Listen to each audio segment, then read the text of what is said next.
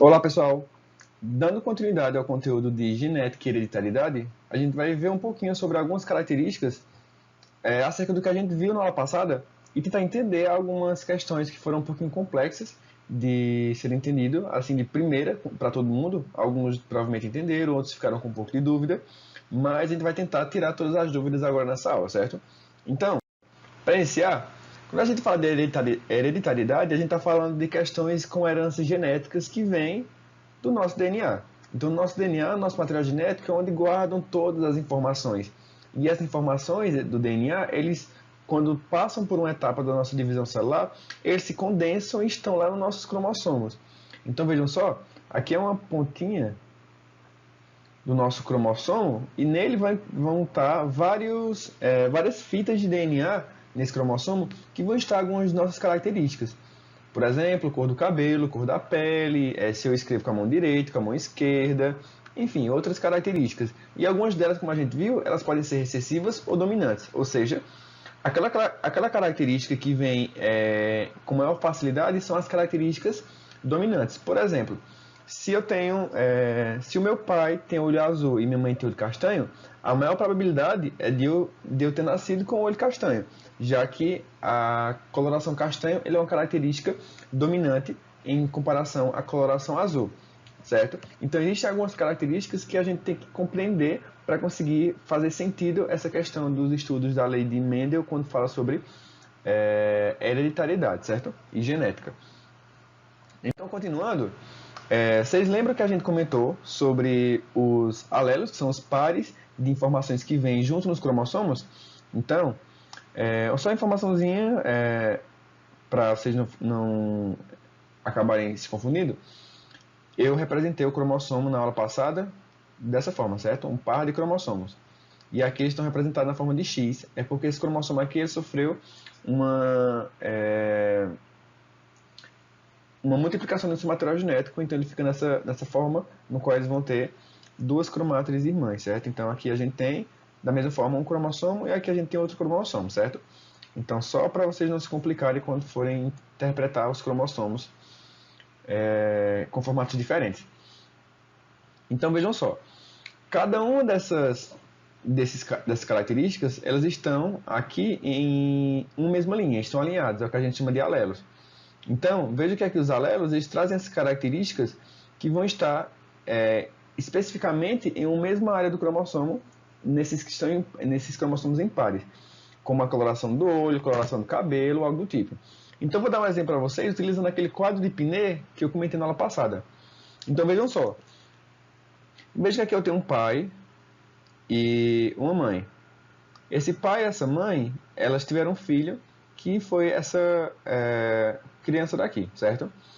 Então veja só, eu trouxe um exemplo bem um pouco bizarro, né? Mas para fazer sentido para vocês. Veja que aqui, por exemplo, veja que nesses cromossomos a gente tem aqui cor do cabelo. Então a gente tem essas características genéticas que estão aqui nesses alelos. Digamos que esse vem do pai, vou até colocar aqui apontando, esse vem do pai e esse vem da mãe. Então, na coloração do cabelo, o do pai é azul e da mãe é amarelo, certo? Digamos que o pai ele tem a característica dominante e a mãe tem a característica recessiva. Então, vou fazer aqui como exemplo. A característica dominante eu vou usar a letra A, certo? Então, azão, azão. E a característica da mãe é recessiva. Azinho, azinho. Quando eles geram um filho, essas características elas são cruzadas. Então, o que acontece é, usando o quadro de Pinet, vou colocar aqui azão, azão, azinho, azinho, no qual vem o azão, azão vem do pai, já que é dominante, e o azinho, azinho da mãe. Então vejam só, quando eu cruzo esse com esse, eu vou obter o azão, azinho. No outro a mesma coisa, azão, azinho, a mesma coisa aqui, azão, azinho, aqui azão, azinho. Então, perceba que todas as possibilidades fazem com que o filho ele tenha a coloração do cabelo do pai. Porque quando a gente tem característica híbrida, a característica dominante é a que vai prevalecer na coloração do cabelo, nesse caso. Então, se todas as possibilidades me apontam para as características referentes ao indivíduo com esses alelos híbridos, então quer dizer que todas as características vão vir do indivíduo com a característica dominante, que é quem? O pai. Então, por isso, o indivíduo nasceu com a coloração do cabelo azul, certo? Então, vocês lembram das ervilhas? Mas isso quer dizer que se essa pessoa daqui se relacionar com uma pessoa de cabelo amarelo, só vai nascer cabelo azul? Nessa situação, não, já que a gente agora tem característica híbrida. E vocês lembram a característica híbrida? Ela pode dar origem à característica tanto dominante como recessiva? Pronto, então, os filhos dessa mulher aqui podem ter tanto cabelo, se ela casar com um homem de cabelo amarelo, os filhos podem ter tanto cabelo amarelo como o cabelo azul. Mas nesse caso aqui, todos os filhos desse casal, se essas forem as características genéticas, todos os filhos do casal vão ter a coloração do cabelo azul, certo? Então, continuando, essas características elas vêm não só para questões de cor, questões de aspectos visíveis, mas também aspectos não visíveis, como os tipos sanguíneos. Então, os tipos sanguíneos, eles nada mais são do que informações que vêm de alelos que são dominantes ou que são recessivos. Como assim? O tipo sanguíneo A, ele pertence a indivíduos que têm os seus pares de alelos de características, ambos com os alelos referentes a o A maiúsculo e o A maiúsculo. Ou seja, tenho aqui 2 cromossomos. Aqui onde fala sobre o meu tipo sanguíneo, em um lado eu vou ter o IA e o outro também o IA. Então isso quer dizer que o indivíduo ele vai nascer com tipo sanguíneo A, certo? Se a característica for IB e IB, o indivíduo vai nascer com tipo sanguíneo B. Se for I de um lado, vou colocar aqui outro exemplo. Se de um lado for IA e do outro IB, o tipo sanguíneo vai ser tipo sanguíneo AB. E quando é que o sangue é O? É quando a gente tem essas letras aqui referentes à característica recessiva, que é o I de um lado e o I do outro. Mas são só essas possibilidades? Não. Se, por exemplo, o indivíduo vir com a característica dominante de um lado e um recessivo do outro, a característica dominante é a que prevalece, como a gente viu na coloração do cabelo agora, por exemplo. Então, se o indivíduo vier com IB e o Izinho de um lado, essa pessoa vai ter o tipo sanguíneo B. Então, por isso que pais com sangues A, por exemplo, e o sangue B podem dar origem a indivíduos do tipo A, B, AB ou O, certo? Porque as características recessivas, já que o tipo A e o tipo B, por exemplo, eles podem ter características recessivas, ou seja, o indivíduo que tiver os alelos I, B e o I, ele vai ser do tipo B, já que a característica dominante ela prevalece. Então veja que isso aí é um indivíduo híbrido. Então indivíduos híbridos, quando eles se cruzam, eles podem dar origem a todos os tipos sanguíneos, inclusive o tipo Izinho, Izinho, que é o tipo O, certo? E além disso, a gente tem o fator RH, que vai indicar se o sangue é positivo ou se o sangue é negativo, que também são alelos que podem vir, que eles vêm em pares, sendo eles dominantes ou recessivos, certo? Sendo dominante o tipo sanguíneo positivo e recessivo o tipo sanguíneo negativo. Então, vou colocar aqui um exemplo de sangue. Então, vejam só. O tipo sanguíneo Izinho, Izinho, Dzinho, Dzinho é o tipo sanguíneo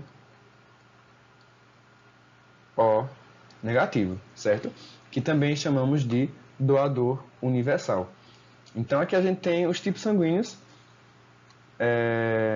ordenados aqui em questões de tipo A, B, AB ou O e os seus fatores RH, positivo e negativo, e para quais eles podem doar e para quais eles podem receber.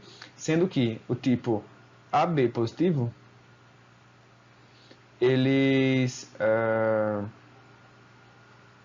podem receber de todos os tipos, e o tipo O negativo pode doar para todos os tipos. Ou seja, o O negativo é chamado de doador universal e o AB positivo ele é chamado de receptor universal. Então vejam que as características genéticas, a hereditariedade, explicam muitas questões do nosso dia a dia, como o tipo sanguíneo, por exemplo. Então, vocês lembram que eu expliquei a vocês que os cromossomos eles estão em pares? Então, esses cromossomos, o nosso corpo humano, normalmente, ele apresenta 46 cromossomos. Sendo que desses 46, 22 estão em pares. Então, 22 pares, ou seja, são os cromossomos chamados de cromossomos somáticos. São aqueles cromossomos que vão identificar nossas características de modo geral, e eles estão em pares porque vem um da mãe e um do pai. Então, quando a gente soma, né, já que são em pares, 22 com 22 dá 44. Mas cadê esses outros dois aqui, ó, já que é 46? Os outros dois estão chamados de cromossomos, os cromossomos sexuais. É o que vão indicar se o indivíduo vai ser mulher ou homem. Sendo XY para o sexo masculino e XX para o sexo feminino, certo?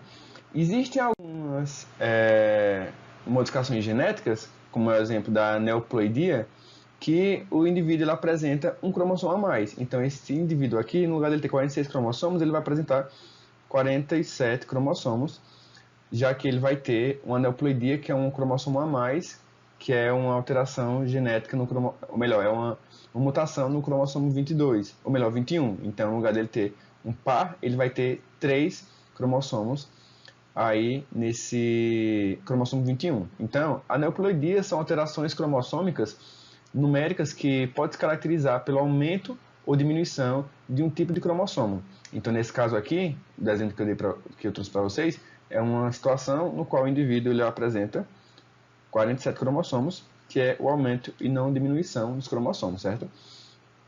A síndrome de Down, por exemplo, ele é um exemplo da aneuploidia. Os seres humanos apresentam 23 pares de cromossomos, considerando, né, que são os 22 pares mais os 2 cromossomos sexuais, dando um total de 46. Sendo um par de cromossomo, Sendo um par de cromossomos sexuais. Então eu coloquei aqui, nessa parte do texto, identificando os cromossomos sexuais como sendo impares, mas eles também podem ser classificados como individuais, certo? A síndrome de Down, por exemplo, como eu já citei no slide anterior, ela é uma síndrome, também como a gente pode caracterizar, não é? A síndrome, deixa eu pegar o laser, do indivíduo que apresenta 47 cromossomos, sendo XX mais um cromossomo 21, ou 47 cromossomos, o XY mais um cromossomo 21, aqui sendo para o indivíduo de sexo masculino e aqui para o sexo feminino. Nesse tipo de síndrome, observa-se um indivíduo com 47 cromossomos, com cromossomo de número 21 a mais. Como o portador apresenta 3 cromossomos 21, a síndrome também é chamada de trissomia do 21. Então, esse tipo de síndrome, ela faz com que o indivíduo apresente um cromossomo a mais no par de cromossomo número 21, certo? Então, gente, a aula de hoje foi isso. Espero que vocês tenham gostado. Então, aqui a gente termina esse conteúdo de genética e hereditariedade. Ele é um conteúdo bem mais extenso do que o normal. Então, as aulas foram um pouquinho mais longas. Mas espero que vocês tenham gostado, vocês tenham entendido. E a partir da próxima aula a gente já entra com conteúdo novo, certo? Então, tchau e até a próxima aula.